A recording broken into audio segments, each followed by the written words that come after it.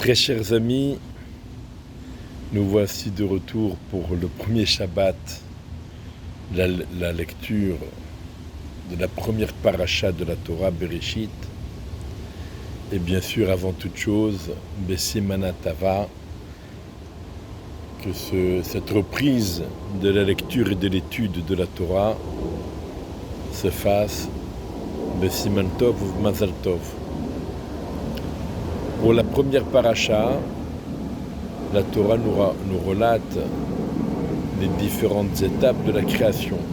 Rashi nous le précise, il ne s'agit pas de l'ordre de la création, puisque Akadosh Baruch Hu n'a pas créé le ciel et la terre en tout premier.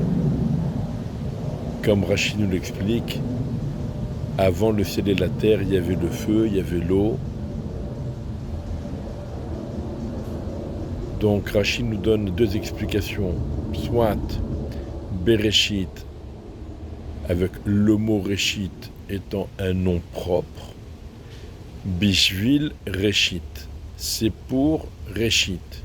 Reshit faisant allusion à la Torah et au peuple d'Israël. C'est pour la Torah et c'est pour le peuple d'Israël qu'Akadosh Baruch Hu a créé le monde, pour donner à chacun d'entre nous la possibilité de le servir, la possibilité de s'élever grâce aux mitzvot, grâce à l'étude de la Torah, se rapprocher d'Hachem et mériter ensuite la récompense qu'il nous a promise.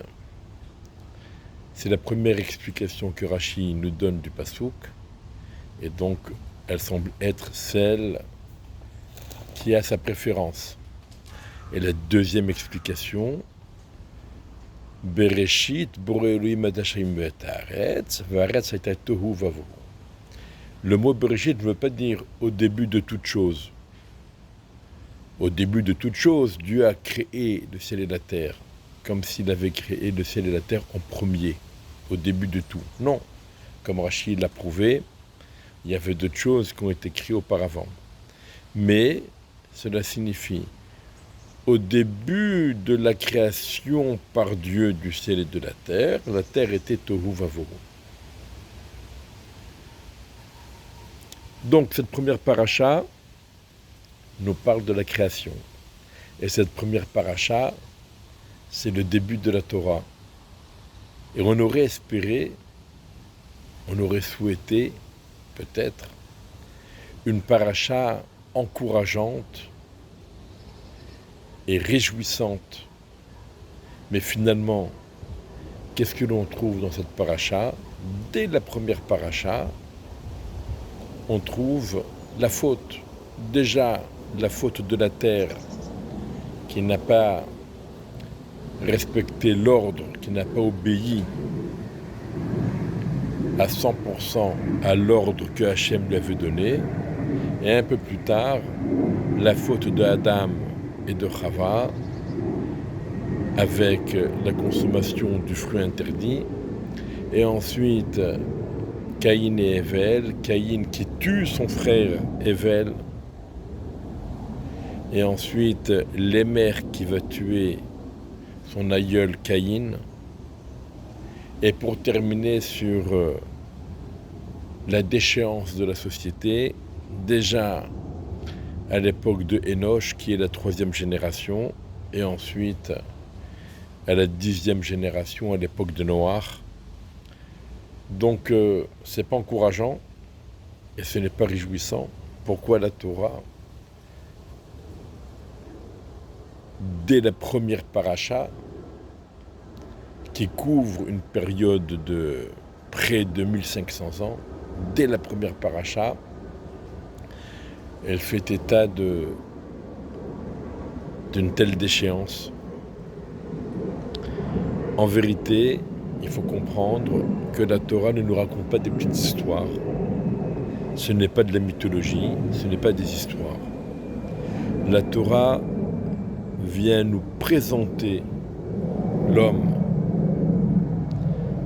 l'essence de l'homme. L'homme, certainement, est la créature la plus belle qu'Hachem ait créée, celle pour qui tout le reste a été créé. Mais l'homme a été créé avec des faiblesses. Et donc, Adam et Chava, dès le premier jour de leur création, vont fauter. Un peu plus tard, Caïn va tuer Hevel. Mais, ce que la Torah vient nous apprendre, c'est que tout est réparable. Il faut faire teshuva. Caïn a fait teshuva. Adam n'a pas fait teshuva immédiatement. Adam, dans un premier temps, a pensé que la faute, c'est quelque chose d'irréparable, d'impardonnable et irréparable. Lorsqu'il a vu Caïn ressortir joyeux de son entretien avec Hachem, il lui a demandé « Alors, qu'est-ce qui se passe ?» Et Caïn lui a répondu « J'ai fait tchouva, ça a été accepté. » Et là, Adam a compris l'importance et le bonheur de la teshuva. Akadosh Baruch Hu accorde à l'homme une possibilité de faire teshuva et de réparer ses fautes. D'où la grande joie de Adam qui rejaillit sur nous-mêmes, parce que nous aussi, nous sommes conscients de nos faiblesses, mais nous savons qu'il ne faut jamais perdre espoir, ou que l'on peut toujours réparer, cela grâce à la teshuva. Et cette lecture qui suit les célébrations de Tishri, avec en particulier Rosh Hashanah et Kippour. Rosh Hashanah, c'est le jugement, et Kippour, c'est le pardon. Et au milieu, il y a la teshuva.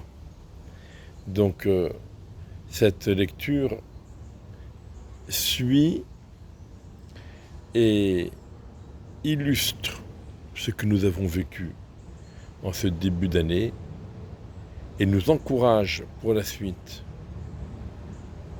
à mieux étudier, à mieux s'appliquer dans l'accomplissement des mitzvot et à toujours progresser. Et quand bien même il nous arrive de fauter, nous savons et nous sommes confiants dans la force de la teshuva. Ça, c'est le premier point essentiel que la Torah nous révèle dans cette paracha.